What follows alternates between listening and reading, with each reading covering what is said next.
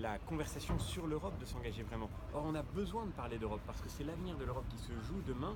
Monsieur Macron nous dit que nous n'avons pas le choix. Eh bien, si nous avons un choix à proposer, nous les Républicains, nous voulons proposer ce choix aux Français. Et je crois qu'il faut que ce choix puisse être fait par eux dans les semaines qui s'engagent. Je vous entends, M. Bailly, mais les Français ils attendent aussi beaucoup du grand débat qui a été lancé. Ce qui s'est passé, je ne vous refais pas l'historique, donc ils attendent beaucoup de ce grand débat. Ils attendent beaucoup du grand débat, mais ils attendent surtout beaucoup des décisions qui seront prises. Le débat était peut-être important pour faire circuler la parole, maintenant il faut agir.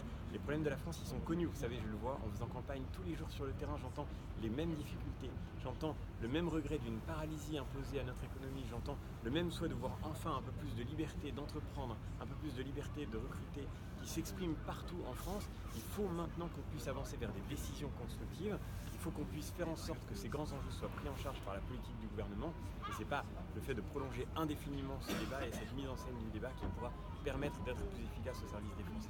Et dernière question sur le profil des nouveaux entrants, pardon, vous n'avez pas beaucoup réagi. Une conseiller presse de l'Élysée qui devient ministre porte-parole du gouvernement, est-ce que ça vous choque? Non, j'ai pas spécialement de commentaires à faire sur ce sujet. Emmanuel Macron forme son gouvernement.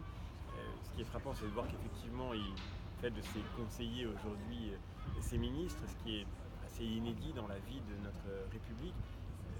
Mais encore une fois, ce qui compte vraiment, c'est que maintenant le gouvernement puisse agir et se mettre efficacement au travail au service des Français. Et quand